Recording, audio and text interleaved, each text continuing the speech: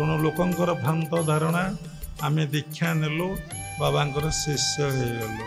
शिष्य होला परे आम जीवनर बहु लोक समीक्षा करती, सबु लोक प्राय समीक्षा करती नहीं।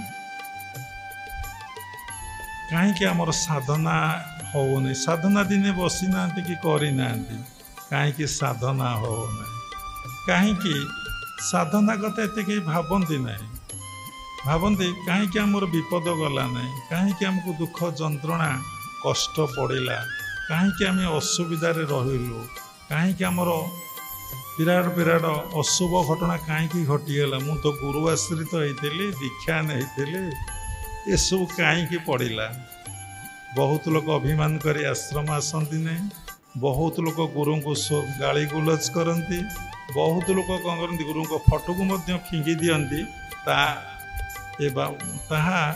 आमे ये आखिरे देखीचु जीवन काल भितर जेतिक दिन आम बंचीचु गुरु को फटो को फोपाड़ी दबा आम आखि देखी।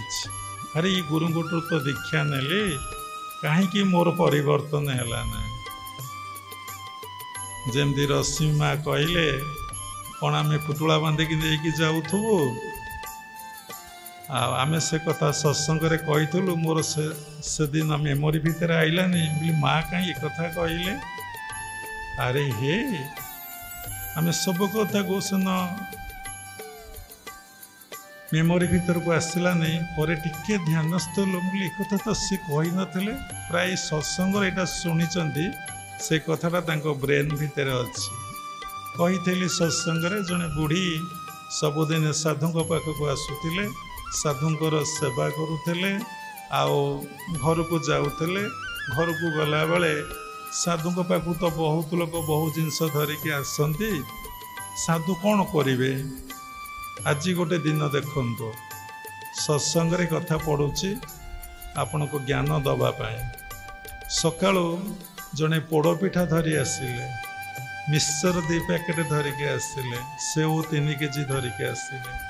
आमे देखिलु साते सकाळु एते कथा पठेइलुनी, सुंदर पोड़पिठा खंडे खाइलु, समस्त पिठा को बांटी देलु, मिक्सचर को भी देदेलु, आमे छुईलु ना, फल को मंदिर को देदेलु। तापरे गला बसीचु, जड़े माँ सुंदर बेलपणा करी आनिले, छेना नड़िया। जानी बाबा मिठा खाऊना, कौन सी रोग लगे आम मिठा खाऊने, आम पिला दिन मिठा प्रसाद खायापे भल पाऊने। से सामान्य टिके कि मिठा पकई थे बाबा बेलपणा करके आनी। से कथा कहले बहुत कथा आमे पीलु। आम साथी बालेश्वर जन डॉक्टर आसछंती से पीले, आउ जने बाबू आसछंती से पीले, 5-6 जन बेलपणा पीलु। तापर सरला, तापर जने माँ घी पिठा करके आनिचंती, ताको देखिलु, बस समस्ते खाइलु। तापरे जने माँ आनिचंती भल काठिया कदली, समस्ते प्राय आम कदली आनती। आमे खाइलु, गोटे खाइनु, बांटी देलु। एमती मझिरे भल कदली काजू आउ जने धरिक छेना धरिकी आसते, खाली टिके हाथ माइलु देदेलु। ए कथा कहबार उद्देश्य जी आणुची समस्त भीतर किछि किछि गोटे कामना अछि। निष्काम भगवान को भल पाई भगवान को प्रीत्यार्थे आनिमा व्यक्ति रेयर। समस्त गोटे डिजायर थाए कि भल पाइबा भितर भी गोटे डिजायर थाए।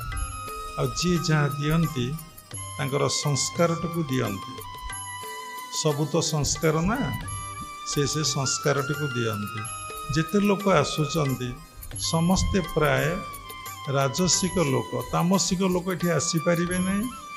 तामसिक लोकर वृत्ति कथा कहुई नहीं रहीगला। कर्मटा को कर्मर फलटा को ता माध्यम दे था। तेणु बुढ़ी कौन करे, सब नहीं घर को जाए, पिला छुआ खाती, बुढ़ी खाए। बुढ़ी दिने कहला एते दिन साधु संग कली, एते दिन सेवा कली, एते मुझे आसिले, मु जो कहली कि से ही कहली, आउ तो हंस हो पारली नहीं। ଆଉ କ'ଣ ଶାସ୍ତ୍ରରେ ଲେଖା ଅଛି, ସାଧୁ ଯେ ମଳୟ ପବନ କାଷ୍ଟକୁ କରଇ ଚନ୍ଦନ, ଏ ଜୀବ ସାଧୁ ସଙ୍ଗ ବିନୁ ଲଭି ନପାରେ ମୋର ତନୁ। ମହାତ୍ମା ଜଣକ କହିଲେ ମା ତୁମେ ସବୁଦିନେ ଘରକୁ ଯେଉଁ ପୁଡ଼ିଆଏ ଦଉଥିଲି ନେଇକି ଯାଉଥିଲ, ତାକୁ କିଏ ଭୋଗ କରିବ ତାଙ୍କ କର୍ମଫଳକୁ? ତୁମର କ'ଣ ସାଧନା ଅଛି? ତୁମର କ'ଣ ସେତିକି ପବିତ୍ରତା ଅଛି? ତୁମେ କ'ଣ ଆତ୍ମବୋଧରେ ଜୀବନଟାକୁ ଅତିବାହିତ କରୁଛ? ଯେମିତି ଦୁର୍ବାସା କହିଲେ ଗୋପୀମାନଙ୍କୁ କ'ଣ କହିଲେ ହେ ଯମୁନା, ମୁଁ ଯଦି କିଛି ନ ଖାଇଥିବି ତାହେଲେ ତୁମେ ଦୁଇ ଭାଗ ହେଇଯାଅ। କହିଲେ ବହୁତ ସମୟ ଯିବ। ସତରେ ଗୋପୀମାନେ ଦେଖିଲେ ଯମୁନା ଦୁଇ ଭାଗ ହେଇଗଲା। ସେ କୃଷ୍ଣଙ୍କ ପାଇଁ ସର ଲବଣୀ କ୍ଷୀର ସବୁ ନେଇକି ଯାଉଥିଲେ। ଦେଖିଲେ ଯମୁନା ବଢ଼ିଛି, ସେକରେ ଭଗବାନ କନ୍ୟା ବା କୃଷ୍ଣ ରହିଛନ୍ତି, କେମିତି ଯିବୁ? ଦୁର୍ବାସା ତପସ୍ୟା କରୁଥିଲେ।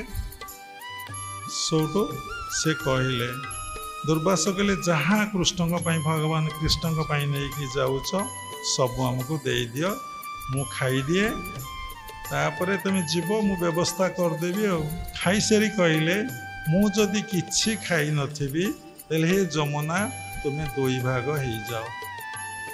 ଗୋପୀମାନେ ଦେଖିଲେ ସବୁ ଖାଇଲେ, କିଏ? ଦୁର୍ବାସା। କିନ୍ତୁ କହୁଛନ୍ତି ଯଦି ମୁଁ କିଛି ନ ଖାଇଥିବି।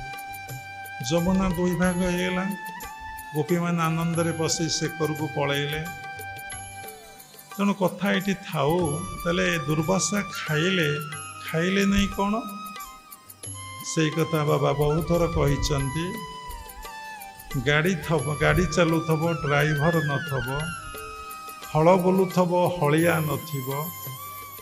ତେଣୁ କ୍ରିୟା ଯୋଗରେ ଗୋଟେ ମୁଖ୍ୟ କଥା କ'ଣ? ମୁଖ୍ୟ କଥା ନା ତୁମକୁ ଫାଷ୍ଟ କର୍ତ୍ତଭାବ ତ୍ୟାଗ କରିବାକୁ ପଡ଼ିବ।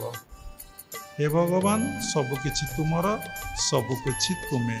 ଯିଏ ନିଜକୁ ଭଗବାନଙ୍କ ପାଖରେ ସମର୍ପଣ ନ କରେ ତାର ସାଧନା କେବେ ଆରମ୍ଭ ହୁଏ ନାହିଁ।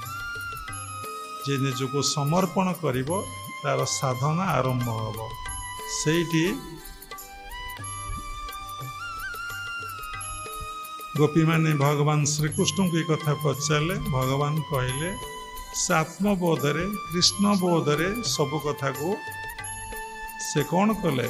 ପାନ କରିଦେଲେ, ଖାଇଦେଲେ। ସେ ଦେହବୋଧରେ ଖାଇନଥିଲେ। ସମସ୍ତେ ଗୁରୁ ପରମ୍ପରା ଅନୁଯାୟୀ ଆପଣ ଜାଣିଥିବେ, ସମୟ ଅତିବାହିତ ହେଇଯିବ। ଲାହିଡ଼ି ବାବା ଜଣକ ଘରେ ସେ ରୋଷେଇ କରି ଡାକିଲେ।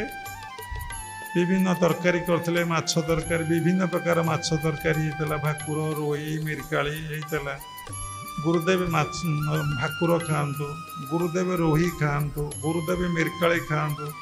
5-6 ଥର କହିଲା ପରେ ସେ ଆତ୍ମବୋଧରେ ରହୁଥିଲେ, ସବୁ ସମୟରେ ପରାବସ୍ଥାରେ ରହୁଥିଲେ, ଦେହବୋଧରେ ରହୁନଥିଲେ। ସେ କ'ଣ କଲେ? ଦେହକୁ ଖସି ଆସିଲେ। ତ ଦେହକୁ ଖସି ଆସିଲେ, ଆରେ ମୁଁ ମାଛ ଖାଏ, ତୁମେ ମୋତେ ମାଛ ଦଉଛ କହିକି ଉଠିକି ହାତ ଧୋଇକି ବସି ପଡ଼ିଲେ। ସେଇଭଳି ଦୁର୍ବାସା କ'ଣ କଲେ? ପରାବସ୍ଥାରେ ରହି, ସହସ୍ରାରେ ରହି, ଦେହବୋଧରେ ନ ରହି, ଆତ୍ମବୋଧରେ ରହି ସମସ୍ତ ସର ଲବଣୀକୁ ପାନ କରିଦେଇଥିଲେ। ତେଣୁ ଭଗବାନ କୃଷ୍ଣ ଖାଇଥିଲେ। ତେଣୁ ସେ ଖାଇନଥିଲେ। ସତରେ ଯମୁନା ଦୁଇ ଭାଗ ହେଇଗଲା। ସେ ମିଛ କହିନାହାନ୍ତି, ସେ ସତ କହିଛନ୍ତି। ତେଣୁ ସବୁକିଛି ନିର୍ଭର କରୁଛି ତୁମର ମନ ଉପରେ।